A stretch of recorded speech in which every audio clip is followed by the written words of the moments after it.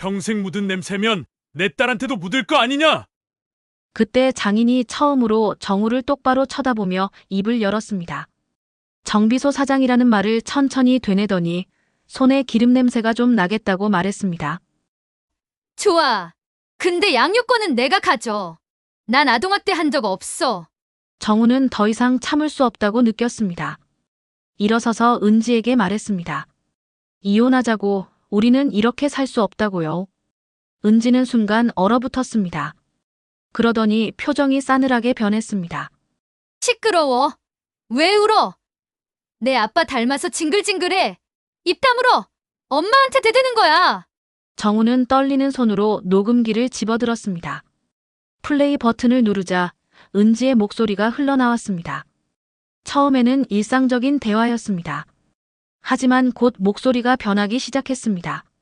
구독과 좋아요는 무료니까 한 번씩 눌러주시고 끝까지 들어보시고 후기도 댓글로 남겨주세요. 그럼 사연 시작합니다. 한여름의 아침, 자동차 정비소 안은 기름 냄새로 가득했습니다. 창문 밖으로 쏟아지는 햇살은 이미 따갑게 느껴질 정도였죠. 라디오에서는 DJ가 경쾌한 목소리로 오늘 기온이 섭씨 33도까지 오른다고 전하며 웃고 있었습니다. 정우는 묵묵히 렌치를 돌리며 차량 아래에 몸을 밀어넣었습니다. 37의 나이, 이 일을 시작한 지도 어언 15년이 넘었습니다. 손에는 지워지지 않는 기름때가 배어 있었고 손톱 사이사이에도 검은 때가 잔뜩 끼어 있었죠. 하지만 정우는 이 일이 싫지 않았습니다. 차를 고치고 손님이 만족하며 돌아가는 모습을 볼 때면 작은 보람을 느꼈거든요. 오늘도 평소처럼 차를 고치고 점심 먹고 저녁이 되면 집에 들어가는 하루가 되겠죠. 정우의 삶은 단조로웠지만 그만큼 평화로웠습니다. 특별한 일도 극적인 사건도 없는 그런 일상이었습니다. 하지만 2달 전부터 정우의 인생에는 큰 변화가 생겼습니다. 당시 연애 중이던 은지가 임신 소식을 전해온 거였죠. 은지는 35살로 동네 미용실에서 일하는 미용사였습니다. 처음 만난 건 1년 전쯤이었고 서로에게 호감을 느껴 자연스럽게 연애를 시작했습니다. 임신 소식을 듣는 순간 정우의 머릿속은 복잡해졌습니다. 아직 결혼 준비가 되어 있지 않았고 경제적으로도 넉넉하지 않았거든요. 하지만 정우는 곧 마음을 굳혔습니다. 책임을 져야 한다고 생각했죠.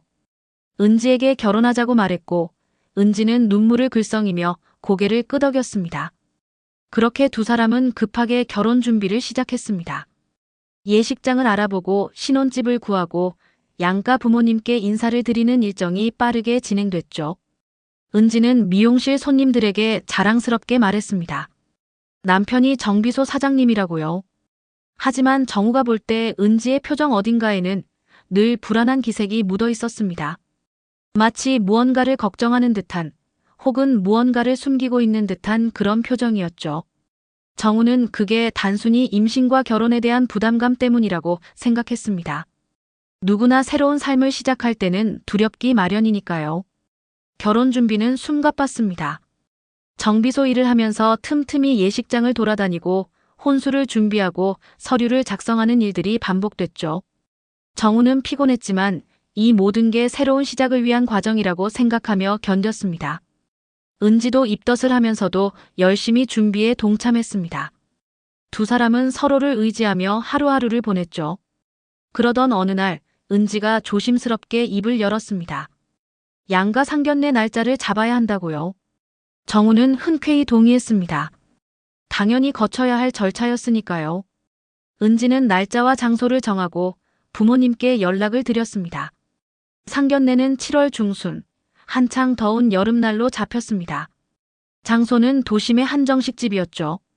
정우는 그날을 위해 깨끗한 셔츠와 바지를 준비했고 처음 뵙는 장인어른과 장모님께 좋은 인상을 드리기 위해 나름대로 마음을 다잡았습니다. 하지만 정우는 아직 몰랐습니다. 그날 상견례가 자신의 인생에서 얼마나 중요한 전환점이 될지, 그리고 그곳에서 만날 한 남자가 얼마나 자신의 삶을 뒤흔들게 될지를요. 정우는 그저 오늘도 렌치를 돌리며 평범한 하루를 보내고 있을 뿐이었습니다. 라디오에서는 여전히 경쾌한 음악이 흘러나오고 있었고 여름의 뜨거운 공기는 정비소 안을 가득 채우고 있었습니다. 7월의 어느 오후, 정우는 정비소 문을 일찍 닫았습니다. 오늘은 상견례가 있는 날이었죠. 샤워를 하고 깨끗한 셔츠를 입은 정우는 거울 앞에 섰습니다. 손톱 사이에 낀 기름때를 최대한 깨끗이 닦아냈지만 오랜 세월 베어든 흔적은 쉽게 지워지지 않았습니다. 정우는 작게 한숨을 쉬었죠. 하지만 이내 마음을 다잡았습니다. 장인 어른께 좋은 인상을 드려야 한다고 생각하며 약속 장소로 향했습니다. 도심의 한정식집은 고급스러운 분위기였습니다. 입구에 들어서자 은지가 먼저 와서 기다리고 있었습니다. 은지는 예쁜 원피스를 입고 있었지만 표정은 어딘가 경직되어 있었죠. 정우가 손을 잡으려 하자 은지는 살짝 손을 뺐습니다. 그리고 작은 목소리로 말했습니다. 아버지가 좀 까다로우신 분이라고 조심해야 한다고요. 정우는 고개를 끄덕이며 괜찮다고 대답했습니다. 누구나 딸을 시집 보내는 아버지는 엄격하기 마련이니까요. 잠시 후 예약된 방으로 안내를 받았습니다. 문을 열자 이미 두 분이 앉아 계셨습니다. 정우는 공손하게 인사를 드렸죠. 장모님은 온화한 미소로 반겨주셨지만 장인의 반응은 달랐습니다. 장인은 정우를 위아래로 훑어보더니 무표정한 얼굴로 자리를 가리켰습니다. 앉으라는 뜻이었죠. 정우는 긴장한 채로 자리에 앉았습니다. 그런데 정우의 눈에 이상한 점이 들어왔습니다. 한여름인데 장인은 긴 목폴라를 입고 있었던 겁니다. 찜통 같은 날씨에 목을 완전히 덮는 옷을 입다니 분명 뭔가 이유가 있을 거라고 생각했죠. 하지만 처음 만나는 자리에서 그런 걸 물어볼 수는 없었습니다. 정우는 그저 예의 바르게 인사를 드리고 자리에 앉아 있을 뿐이었습니다. 음식이 나오기 시작했고 어색한 대화가 오갔습니다. 장모님이 정우에게 이런저런 질문을 하셨죠. 고향이 어디냐? 부모님은 어떤 일을 하시냐? 형제는 몇이냐 같은 것들이었습니다. 정우는 성실하게 대답했습니다. 하지만 장인은 한마디도 하지 않고 묵묵히 음식만 먹고 계셨습니다. 그 침묵이 오히려 더 무거웠죠. 식사가 어느 정도 진행됐을 때 방안이 너무 덥다며 장인이 불평을 하기 시작했습니다. 에어컨이 왜 이렇게 약하냐고 문을 좀 열라고 소리쳤죠. 장모님이 조심스럽게 말렸지만 장인은 듣지 않았습니다. 그냥 열라니까 열라는 투였습니다. 분위기는 순식간에 얼어붙었습니다. 은지는 긴장한 얼굴로 수저를 만지작거리기만 했고 장모님은 난처한 표정으로 장인의 눈치를 살폈습니다. 그때 장인이 처음으로 정우를 똑바로 쳐다보며 입을 열었습니다. 정비소 사장이라는 말을 천천히 되뇌더니 손에 기름 냄새가 좀 나겠다고 말했습니다. 정우는 억지로 미소를 지으며 대답했습니다. 네, 평생 묻은 냄새라고요. 그러자 장인은 차갑게 한마디를 덧붙였습니다. 평생 묻은 냄새면 내 딸한테도 묻을 거 아니냐고요. 정우는 할 말을 잃었습니다. 그 말에는 명백한 경멸이 담겨 있었으니까요. 정우는 대답을 삼켰습니다. 아무 말도 하지 않는 게 최선이라고 판단했죠. 장인의 눈빛은 날카로웠고 앉아있는 자세는 마치 누가 감히 자신에게 대들 수 있겠냐는 듯 했습니다. 정우는 본능적으로 느꼈습니다. 이 사람은 단순한 장인이 아니라 보통 사람이 아니라는 걸요. 상견례는 길게 이어지지 않았습니다. 장인은 식사를 마치자마자 먼저 일어났고 장모님과 은지가 황급히 따라 나갔습니다. 정우는 그 자리에 잠시 남아 멍하니 앉아 있었습니다. 가슴속에는 불안과 의문이 뒤섞여 소용돌이쳤죠. 한여름에 긴 목폴라를 입은 남자, 차갑고 날카로운 눈빛, 그리고 묘한 위압감. 정우는 그날 이후로 그 남자가 자신의 인생에 어떤 영향을 미칠지 전혀 예상하지 못했습니다. 밖으로 나오자 뜨거운 햇살이 정우의 얼굴을 때렸습니다. 은지는 미안하다는 말도 없이 부모님 차에 올라탔고 정우는 혼자 남겨졌습니다. 정우는 주차장을 천천히 걸으며 생각했습니다. 이 결혼이 과연 옳은 선택일까? 하지만 이미 돌이킬 수 없는 강을 건넌 것 같았습니다. 상견례 이후 한 달이 지나고 결혼식 날이 다가왔습니다. 예식은 조용히 치러졌습니다. 화려한 피로연도 많은 하객도 없었죠. 양가 가족과 가까운 지인 몇 명만 참석한 소박한 결혼식이었습니다. 정우는 예식장 단상에 서서 은지의 손을 잡았습니다. 은지는 하얀 드레스를 입고 있었지만 얼굴에는 행복보다는 긴장이 더 많이 묻어 있었습니다. 정우도 마찬가지였죠. 두 사람은 서로를 바라보며 각자의 다짐을 속으로 되뇌었습니다. 신혼집은 처가 근처의 오래된 빌라였습니다. 은지의 부모님이 보증금 일부를 보태주셨고 정우가 나머지를 마련해서 겨우 얻은 곳이었죠. 방 2개의 작은 거실, 낡은 주방이 전부였지만 두 사람이 새로운 삶을 시작하기에는 충분했습니다. 정우는 이사 첫날 짐을 정리하며 생각했습니다. 이제 정말 가장이 됐구나. 책임감이 어깨를 무겁게 짓눌렀지만 동시에 새로운 각오도 다졌죠. 하지만 평온은 오래가지 않았습니다. 신혼의 달콤함은 채 한 달도 지속되지 못했죠. 은지는 임신 후 감정 기복이 심해졌습니다. 아침에는 멀쩡하다가도 오후가 되면 갑자기 화를 내거나 울음을 터뜨리곤 했습니다. 처음에는 정우도 이해하려고 노력했습니다. 임신한 여자는 호르몬 변화 때문에 감정 조절이 어렵다는 걸 알고 있었으니까요. 하지만 시간이 갈수록 은지의 행동은 점점 더 극단적으로 변해갔습니다. 어느 날 저녁 정우가 퇴근 후 지친 몸으로 집에 돌아왔습니다. 소파에 앉아 텔레비전을 켜자 은지가 방에서 나오더니 갑자기 소리를 질렀습니다. 왜 나부터 안 보냐고, 집에 들어오자마자 텔레비전부터 켜냐고요. 정우는 당황하며 대답했습니다. 방금 들어왔는데 뭐가 문제냐고, 잠깐 쉬려고 텔레비전을 켠 것뿐이라고요. 하지만 은지는 듣지 않았습니다. 은지는 리모컨을 집어들더니 정우를 향해 던졌습니다. 리모컨은 정우의 이마를 스쳤고 날카로운 통증이 느껴졌죠. 정우는 이마를 짚으며 은지를 쳐다봤습니다. 은지는 눈물을 흘리며 계속 소리를 질렀습니다. 입으로는 사랑한다면서 눈은 맨날 텔레비전만 본다고, 자기는 하루 종일 집에 혼자 있어서 얼마나 외로운지 아냐고요. 정우는 할 말을 잃었습니다. 자신은 생계를 위해 하루 종일 일하고 돌아온 건데 이렇게 대우받아야 하는지 이해할 수 없었죠. 그날 밤 정우는 말없이 집을 나왔습니다. 계단을 내려가 주차장으로 향했고 자신의 차 안으로 들어갔습니다. 뒷좌석에 몸을 눕히고 천장을 바라봤습니다. 여름밤이었지만 차 안은 답답하고 무더웠죠. 정우는 창문을 조금 열고 눈을 감았습니다. 머릿속에는 온갖 생각이 스쳐 지나갔습니다. 이게 사랑의 끝일까, 아니면 시작이 잘못된 걸까? 결혼을 서두른 게 잘못이었을까? 정우는 답을 찾을 수 없었습니다. 다음 날 아침, 정우는 차 안에서 깨어났습니다. 몸은 찌뿌둥했고 목은 뻐근했죠. 정비소로 출근해서 일을 시작했지만 머릿속은 여전히 복잡했습니다. 점심시간이 되어 은지에게서 문자가 왔습니다. 미안하다는 내용이었죠. 정우는 답장을 보내지 않았습니다. 무슨 말을 해야 할지 몰랐으니까요. 그날 저녁 정우는 조심스럽게 집에 들어갔습니다. 은지는 거실에서 텔레비전을 보고 있었습니다. 정우를 보더니 일어나서 다가왔죠. 미안하다고, 자기도 왜 그랬는지 모르겠다고 말했습니다. 정우는 아무 말 없이 고개만 끄덕였습니다. 은지는 저녁을 차려놨다며 같이 먹자고 했습니다. 두 사람은 식탁에 마주 앉아 조용히 식사를 했습니다. 하지만 정우는 알고 있었습니다.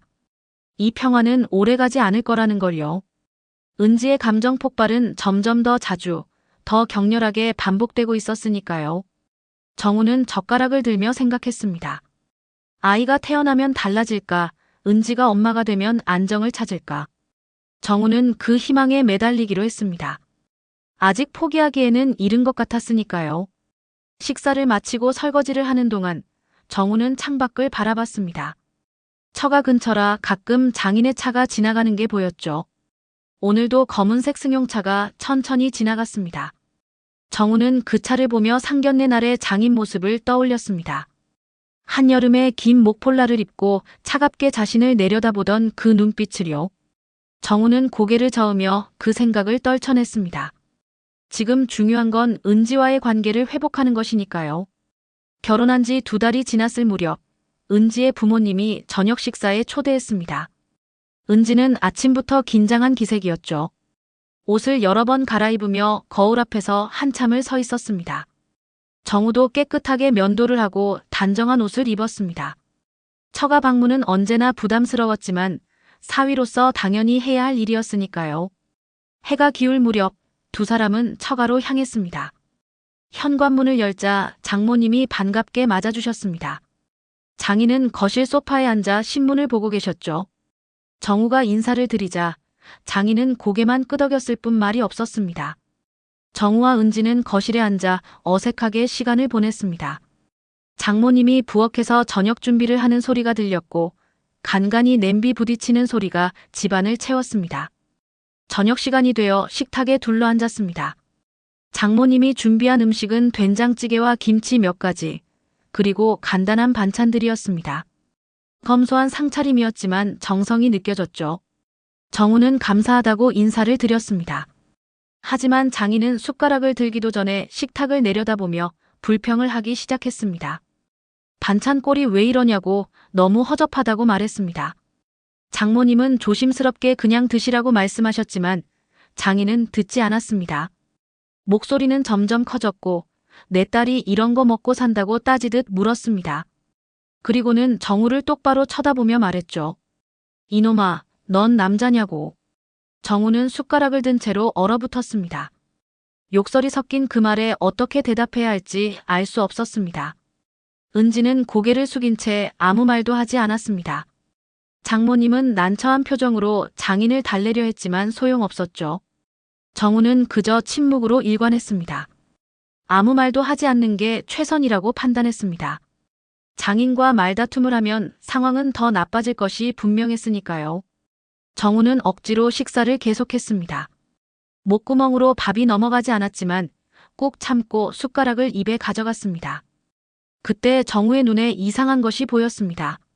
장인이 숟가락을 들 때 소매가 살짝 거치면서 손목이 드러났는데 그곳에 희미한 문신 자국이 있었던 겁니다. 정우는 눈을 의심했습니다. 은지가 말하기를 장인은 교회 집사라고 했는데 문신을 한 사람이라니요. 더구나 그 문신은 단순한 장식이 아니라 뭔가 의미가 있어 보이는 문양이었습니다. 정우는 슬쩍 장인을 관찰했습니다. 여전히 긴 소매 셔츠를 입고 있었고 목까지 완전히 가려져 있었죠. 한여름인데도 항상 긴 옷을 입는 이유가 혹시 문신 때문은 아닐까 하는 의심이 들었습니다. 정우는 상견례 때 봤던 그 긴 목폴라를 떠올렸습니다. 그때도 찜통 같은 날씨였는데 장인은 목을 완전히 가리고 있었죠. 식사는 무거운 침묵 속에서 이어졌습니다. 장인은 더 이상 말이 없었지만 식탁 위의 분위기는 여전히 차가웠습니다. 정우는 빨리 식사를 마치고 집으로 돌아가고 싶었습니다. 은지도 마찬가지인 듯 급하게 밥을 먹고 있었죠. 장모님만이 안타까운 표정으로 두 사람을 바라보고 계셨습니다. 식사를 마치고 거실로 이동했을 때 정우는 벽에 걸린 가족 사진을 보게 됐습니다. 젊은 시절의 장인과 장모님, 그리고 어린 은지가 함께 찍은 사진이었죠. 사진 속 장인은 밝게 웃고 있었습니다. 지금의 차갑고 무서운 모습과는 전혀 달랐습니다. 정우는 궁금했습니다. 무엇이 이 사람을 이렇게 변하게 만들었을까? 그 긴 옷 아래 숨겨진 문신은 대체 무엇을 의미하는 걸까? 얼마 후 정우와 은지는 처가를 나왔습니다. 차에 타자마자 은지가 한숨을 크게 쉬었습니다. 정우는 운전대를 잡으며 은지에게 물었습니다. 아버지가 항상 저러시냐고요? 은지는 고개를 돌리며 대답했습니다. 원래 성격이 좀 까다로우시다고 신경 쓰지 말라고요. 하지만 정우는 알 수 있었습니다. 은지도 아버지를 두려워하고 있다는 걸요. 집으로 돌아오는 길, 정우는 계속 생각했습니다. 장인의 손목에 있던 문신, 항상 긴 옷으로 몸을 가리는 모습, 그리고 그 차갑고 위압적인 태도. 뭔가 숨기고 있는 게 분명했습니다. 정우는 불안했습니다. 이 가족과 얽히게 된 것이 과연 옳은 선택이었을까? 하지만 이미 결혼을 했고 곧 아이도 태어날 예정이었습니다. 돌이킬 수 없는 강을 이미 건넌 거죠. 그날 밤 정우는 잠을 이루지 못했습니다. 옆에서 은지는 깊은 잠에 빠져 있었지만 정우는 천장을 바라보며 뒤척였습니다. 처가 방문은 앞으로도 계속될 것이고 장인과의 관계도 피할 수 없을 것입니다. 정우는 각오를 다졌습니다. 무슨 일이 있어도 은지와 아이를 지켜야 한다고요. 여름이 깊어지고 장마철이 시작됐습니다. 연일 비가 내렸고 습한 공기가 온 도시를 감쌌죠. 정우는 정비소 일이 끝나고 집으로 돌아가는 길이 점점 무거워졌습니다. 집에 가면 또 무슨 일이 벌어질지 알 수 없었으니까요. 은지의 감정 기복은 날이 갈수록 심해졌고 작은 일에도 폭발하곤 했습니다. 어느 날 밤 정우는 고객의 차량 수리 때문에 평소보다 늦게 퇴근했습니다. 빗속을 헤치며 집에 도착했을 때는 이미 밤 10시가 넘어 있었죠. 문을 열고 들어서자마자 은지가 거실에서 튀어나왔습니다. 얼굴은 붉게 상기되어 있었고 눈에는 분노가 가득했습니다. 은지는 소리를 질렀습니다. 어디서 이 시간까지 뭐 했냐고, 연락도 없이 왜 이제 들어오냐고요. 정우는 차분하게 설명하려 했습니다. 고객의 차량에 문제가 생겨서 급하게 수리를 해야 했다고, 미안하다고요. 하지만 은지는 들으려 하지 않았습니다. 거짓말하지 말라고, 다른 여자를 만나고 온 거 아니냐고 따졌죠. 정우는 어이가 없었습니다. 자신은 하루 종일 기름범벅이 되어 일했는데 다른 여자를 만날 시간이 어디 있겠습니까? 은지는 점점 더 흥분했습니다. 내 눈빛이 다 말한다고, 거짓말쟁이라고 소리쳤습니다. 그리고는 탁자 위에 있던 리모컨을 집어들어 정우를 향해 던졌습니다. 정우는 몸을 피했지만 리모컨은 벽에 부딪혀 산산조각이 났죠. 은지는 멈추지 않았습니다. 정우에게 달려들어 머리채를 잡아당겼습니다. 정우는 은지의 손을 뿌리치며 소리쳤습니다. 그만하라고, 이러면 안 된다고요. 하지만 은지는 귀를 막고 계속 소리를 질렀습니다. 정우는 더 이상 참을 수 없었습니다. 은지를 밀어내고 현관문을 열었습니다. 비가 억수같이 쏟아지고 있었지만 개의치 않았습니다. 그대로 밖으로 뛰쳐나갔죠. 은지는 뒤에서 뭐라고 소리쳤지만 정우는 돌아보지 않았습니다. 계단을 내려가며 정우는 눈물이 날 것 같았습니다. 아니, 이미 얼굴에는 빗물과 눈물이 뒤섞여 흐르고 있었죠. 정우는 비속을 걸었습니다. 어디로 가야 할지 몰랐습니다. 친구 집에 갈 수도 없었고 부모님께는 걱정을 끼치고 싶지 않았습니다. 한참을 걷다 보니 어느새 처가 근처까지 와 있었습니다. 정우는 멍하니 서서 처가 아파트를 올려다봤습니다. 불이 켜져 있는 창문이 보였죠. 정우는 망설였습니다. 장인에게 도움을 청해야 하나, 아니면 그냥 돌아가야 하나. 결국 정우는 초인종을 눌렀습니다. 잠시 후 문이 열렸고 장인이 나타났습니다. 장인은 정우를 보더니 눈살을 찌푸렸습니다. 이 밤에 왜 왔냐고 물었죠. 정우는 떨리는 목소리로 대답했습니다. 은지와 싸웠다고 잠시 있다가 가도 되겠냐고요. 장인은 한참 동안 정우를 쳐다보더니 문을 열어주었습니다. 안으로 들어서자 장모님이 놀란 표정으로 나오셨습니다. 정우의 젖은 모습을 보고 수건을 가져다 주셨죠. 정우는 감사하다고 인사를 드렸습니다. 장인은 거실 소파에 앉으라고 했습니다. 정우는 조심스럽게 소파 끝에 앉았습니다. 장모님은 따뜻한 차를 끓여주셨고 정우는 두 손으로 찻잔을 감싸며 떨리는 몸을 진정시켰습니다. 그때 장인이 입을 열었습니다. 부부싸움은 칼로 물베기라고, 금방 풀릴 거라고 말했습니다. 하지만 그 말투는 위로라기보다는 훈계에 가까웠죠. 정우는 고개를 끄덕이며 대답했습니다. 네, 제가 잘못했습니다. 장인은 다시 말했습니다. 남자라면 참아야 한다고, 여자한테 지면 안 된다고요. 정우는 그 말의 의미를 정확히 이해할 수 없었지만 일단 고개를 숙였습니다. 장모님이 방에서 마른 옷을 가져다 주셨습니다. 정우는 화장실에서 젖은 옷을 갈아입었습니다. 거울에 비친 자신의 모습은 초라했습니다. 37의 나이에 장인 집에 와서 신세를 지고 있다니 정우는 한숨을 내쉬었습니다. 하지만 지금은 선택의 여지가 없었습니다. 거실로 돌아오자 장인이 소파에 비스듬히 기대어 앉아 있었습니다. 에어컨 바람이 세게 나오고 있었고 방 안은 시원했습니다. 그런데 정우는 깜짝 놀랐습니다. 장인이 상의를 벗고 있었던 겁니다. 우통을 드러낸 장인의 몸은 온통 문신으로 뒤덮여 있었습니다. 용의 눈, 칼, 붉은 연꽃, 그리고 알 수 없는 한자들. 가슴 중앙에는 커다란 문구가 새겨져 있었습니다. 배신자 필징. 배신자는 반드시 벌을 받는다는 뜻이었죠. 정우는 얼어붙었습니다. 숨이 막혔고 다리에 힘이 빠졌습니다. 장인은 정우를 똑바로 쳐다보며 말했습니다. 놀랐냐고, 이게 진짜 내 모습이라고요. 정우는 대답할 수 없었습니다. 장인은 천천히 일어나 정우에게 다가왔습니다. 그리고 낮은 목소리로 말했습니다. 내 딸을 잘 돌봐라. 만약 배신하면 어떻게 되는지 알겠지. 정우는 고개를 끄덕였습니다. 온몸이 떨렸고 심장이 터질 것 같았습니다. 장인은 다시 소파에 앉았고 정우는 그 자리에 선 채로 얼어붙어 있었습니다. 그날 밤 이후 정우는 장인을 완전히 다른 시선으로 보게 됐습니다.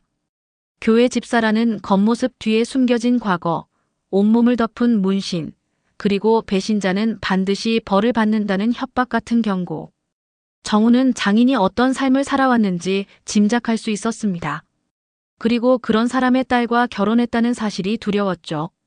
다음 날, 정우는 조심스럽게 집으로 돌아갔습니다. 은지는 소파에 앉아 멍하니 텔레비전을 보고 있었습니다. 정우가 들어서자 은지는 고개를 돌렸습니다. 얼굴은 부어 있었고 눈은 빨갛게 충혈되어 있었죠. 은지는 작은 목소리로 말했습니다. 미안하다고, 자기가 너무 심했다고요. 정우는 아무 대답도 하지 않고 방으로 들어갔습니다. 며칠간 두 사람 사이에는 어색한 침묵이 흘렀습니다. 서로 말을 최소한으로 줄였고 눈도 제대로 마주치지 않았습니다. 은지는 배가 점점 불러왔고 정우는 그런 은지를 보며 복잡한 감정에 휩싸였습니다. 곧 아빠가 된다는 기쁨과 이 가정을 지킬 수 있을까 하는 두려움이 동시에 밀려왔죠. 어느 날 저녁 정우가 퇴근하고 돌아왔을 때 은지가 조용히 말을 꺼냈습니다. 병원에 같이 가자고, 아기 초음파 검사가 있다고요. 정우는 고개를 끄덕였습니다. 다음 주 수요일, 두 사람은 함께 산부인과를 찾았습니다. 대기실에 앉아 차례를 기다리는 동안 은지는 정우의 손을 잡았습니다. 정우는 그 손이 차갑게 떨리고 있다는 걸 느꼈습니다. 진료실에 들어가 초음파 화면을 봤습니다. 작은 생명이 움직이고 있었죠. 의사는 건강하다고, 순조롭게 자라고 있다고 말했습니다. 은지는 눈물을 흘렸고 정우도 가슴이 뭉클해졌습니다. 이 아이만큼은 행복하게 키워야 한다고 다시 한번 다짐했습니다. 하지만 평화는 오래가지 않았습니다. 집으로 돌아온 그날 밤, 은지는 다시 변했습니다. 저녁을 먹다가 갑자기 정우가 병원에서 간호사를 쳐다봤다며 화를 냈습니다. 정우는 황당했습니다. 그런 적이 없다고 해명했지만 은지는 믿지 않았죠. 소리를 지르며 접시를 집어 던졌습니다. 정우는 피했지만 접시는 벽에 부딪혀 깨졌습니다. 정우는 더 이상 참을 수 없다고 느꼈습니다. 일어서서 은지에게 말했습니다. 이혼하자고, 우리는 이렇게 살 수 없다고요. 은지는 순간 얼어붙었습니다. 그러더니 표정이 싸늘하게 변했습니다. 지금 애를 버리겠다는 거냐고, 무책임한 놈이라고 소리쳤죠. 정우는 대답했습니다. 아이는 사랑하지만 은지와는 더 이상 함께할 수 없다고, 너도 나도 이 집도 모두 무섭다고요. 은지는 비웃으며 말했습니다. 좋아, 이혼하자. 근데 양육권은 내가 가져갈 거라고요. 그리고 덧붙였습니다. 난 아동학대 한 적 없으니까. 그 말은 날카로운 칼처럼 정우의 가슴을 찔렀습니다. 정우는 아무 말도 할 수 없었습니다. 은지의 눈빛에는 승리의 확신이 담겨 있었죠. 그날 밤, 정우는 또다시 차 안에서 잠을 청했습니다. 하지만 잠은 오지 않았습니다. 머릿속에는 은지의 말이 계속 맴돌았습니다. 양육권은 내가 가져간다. 아동학대 한 적 없다. 정우는 깨달았습니다. 은지는 이미 이혼을 대비하고 있었던 거라고요. 그리고 정우에게는 아이를 지킬 방법이 없다는 것도요. 며칠 후 정우는 법률 상담을 받으러 갔습니다. 변호사는 냉정하게 말했습니다. 한국 법에서는 대부분 어머니에게 양육권이 주어진다고, 특히 아이가 어릴수록 그렇다고요. 정우가 양육권을 얻으려면 은지가 부적격한 어머니라는 증거가 필요하다고 했습니다. 정우는 물었습니다. 어떤 증거가 필요하냐고요? 변호사는 대답했습니다. 학대, 방임, 정신질환 등을 입증할 수 있는 객관적인 자료가 필요하다고요. 정우는 변호사 사무실을 나와 길을 걸었습니다. 해는 중천에 떠 있었지만 세상은 어둡게 느껴졌습니다. 증거라니 정우에게는 아무것도 없었습니다. 은지가 자신에게 폭력을 휘두른 적은 있지만 그건 아이에게 한 게 아니었죠.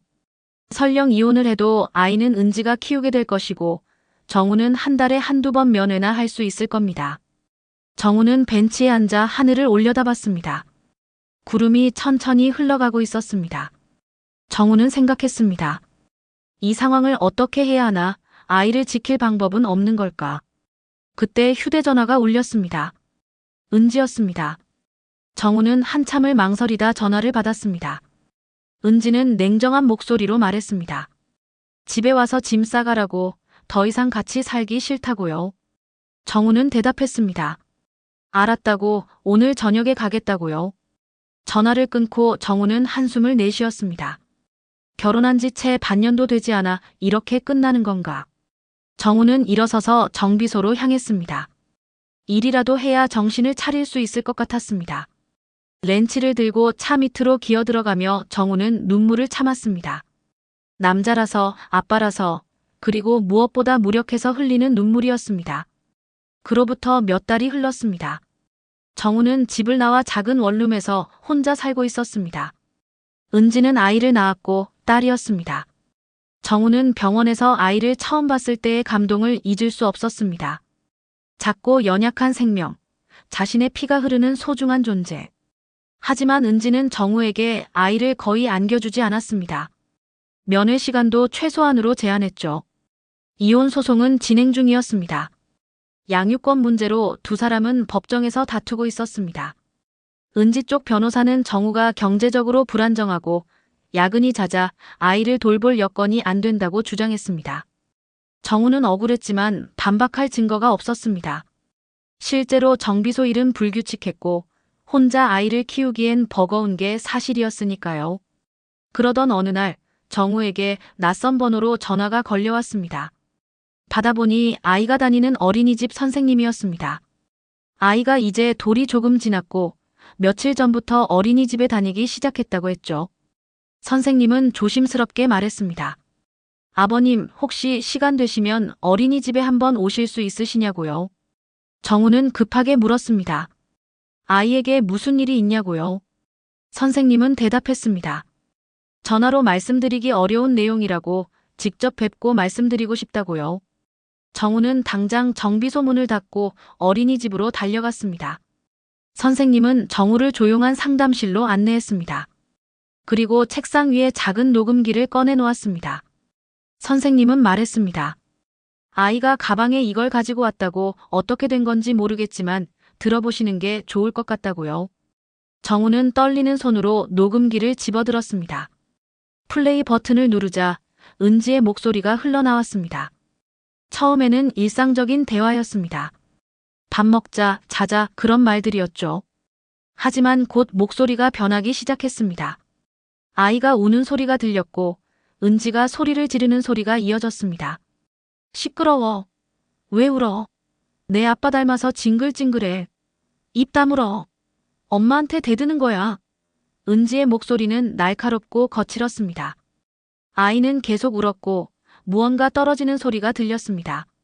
그리고 잠시 정적이 흘렀습니다. 아이의 흐느낌만이 작게 들렸죠. 정우는 녹음기를 쥔 손이 떨렸습니다. 온몸에서 힘이 빠지는 것 같았습니다.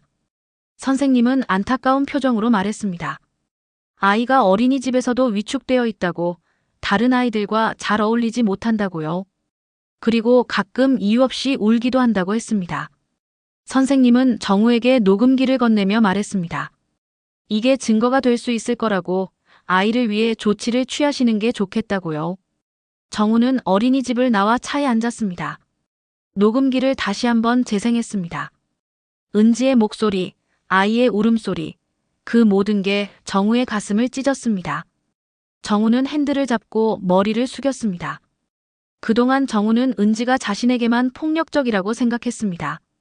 아이에게는 좋은 엄마일 거라고 믿었죠. 하지만 틀렸습니다. 은지는 아이에게도 똑같았던 겁니다. 정우는 즉시 변호사에게 연락했습니다. 녹음 파일을 보냈고 변호사는 듣고 나서 말했습니다. 이건 명백한 아동학대 증거라고, 이걸로 양육권 소송에서 유리한 위치를 점할 수 있다고요. 정우는 물었습니다. 아이를 당장 데려올 수 있냐고요? 변호사는 대답했습니다. 법원에 긴급 양육권 신청을 할 수 있다고 최대한 빨리 진행하겠다고요. 며칠 후 정우는 법원의 결정을 받았습니다. 임시로 정우에게 양육권이 주어졌습니다. 은지는 당장 아이를 인도하라는 명령을 받았죠. 정우는 경찰과 함께 은지의 집으로 갔습니다. 문을 열었을 때 은지는 분노에 찬 얼굴로 서 있었습니다. 아이를 안고 있었죠. 은지는 소리쳤습니다. 내 아이야, 못 데려가. 이건 불법이야. 하지만 경찰은 냉정하게 말했습니다. 법원 명령이라고 아이를 인도하시라고요. 은지는 울면서 저항했지만 소용없었습니다. 정우는 은지의 품에서 아이를 받아 안았습니다. 아이는 정우를 보며 눈을 깜빡였습니다. 정우는 아이를 꼭 안았습니다. 미안하다고, 이제는 아빠가 지켜줄게라고 속으로 말했습니다. 은지는 바닥에 주저앉아 울었습니다. 장모님도 나와서 오열했습니다. 하지만 정우는 돌아보지 않았습니다. 아이를 안고 집을 나왔습니다. 차에 아이를 태우고 안전벨트를 채웠습니다. 아이는 정우를 빤히 쳐다봤습니다. 정우는 아이의 머리를 쓰다듬으며 말했습니다. 괜찮아, 이제 괜찮을 거야. 차를 출발시키며 정우는 백미러로 은지의 집을 바라봤습니다. 장인의 차가 급하게 도착하는 게 보였습니다. 장인이 차에서 내려 집으로 뛰어들어가는 모습이 보였죠. 정우는 엑셀을 밟았습니다. 뒤돌아보지 않기로 했습니다. 이제 정우에게 중요한 건 오직 아이뿐이었습니다. 그 작은 생명을 지키는 것, 그게 정우가 할 수 있는 유일한 일이었습니다. 몇 달이 흘렀습니다. 여름이 지나고 가을이 왔습니다. 나뭇잎이 노랗게 물들고 아침 저녁으로 선선한 바람이 불기 시작했죠. 정우는 아이와 함께 새로운 삶을 살고 있었습니다. 원룸은 좁았지만 두 사람에게는 충분했습니다. 정우는 정비소 일을 조금 줄이고 아이와 보내는 시간을 늘렸습니다. 아침에 아이를 어린이집에 데려다주고 저녁에 데리러 가는 일상이 반복됐죠. 처음에는 모든 게 서툴렀습니다. 기저귀를 갈고 밥을 먹이고 재우는 일들이 쉽지 않았습니다. 정우는 인터넷을 뒤지고 육아책을 읽으며 하나하나 배워갔습니다. 밤에 아이가 울면 달래주고 아플 때는 병원에 데려갔습니다. 정우의 손은 여전히 기름때가 묻어 있었지만 이제는 아이의 부드러운 피부를 쓰다듬는 데 익숙해졌습니다. 아이는 점점 밝아졌습니다. 처음 데려왔을 때는 자주 울고 위축되어 있었지만 시간이 지나면서 웃음이 늘어났습니다. 어린이집 선생님도 아이가 많이 좋아졌다고 말했습니다. 친구들과도 잘 어울리고 밥도 잘 먹는다고요. 정우는 그 말을 들을 때마다 가슴이 뭉클했습니다. 자신이 옳은 선택을 했다는 확신이 들었죠. 이혼은 정리됐습니다. 법원은 정우에게 양육권을 주었고 은지는 월 1회 면접교섭권만 인정받았습니다. 은지는 항소했지만 받아들여지지 않았습니다. 녹음 파일은 결정적인 증거였고 어린이집 선생님의 진술도 힘을 보탰습니다. 은지는 분노했지만 어쩔 수 없었습니다. 정우는 법정에서 은지를 마주쳤을 때 복잡한 감정을 느꼈습니다. 한때 사랑했던 사람, 아이의 엄마. 하지만 이제는 돌아갈 수 없는 관계였습니다. 장인으로부터는 여러 차례 협박성 전화가 왔습니다. 아이를 돌려놓지 않으면 후회할 거라고, 내가 어떻게 되든 모른다고 말했죠.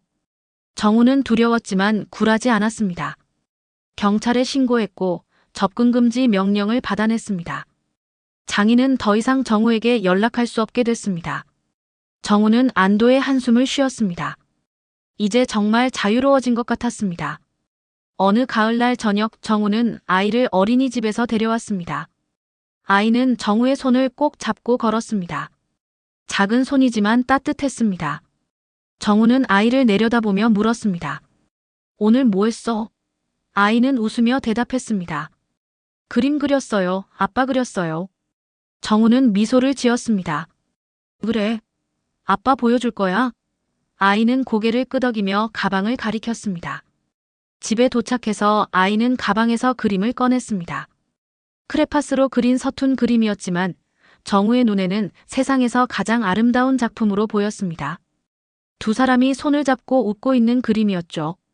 정우는 아이를 안아 올리며 말했습니다. 예쁘다. 정말 잘 그렸어. 아이는 정우의 목을 감으며 웃었습니다. 저녁을 먹으며 아이가 물었습니다. 아빠, 오늘은 엄마 안 와요? 정우는 잠시 멈칫했습니다. 아이는 한 달에 한 번 은지를 만났습니다. 지난주에 만났으니 이번 달은 끝난 거였죠. 정우는 대답했습니다.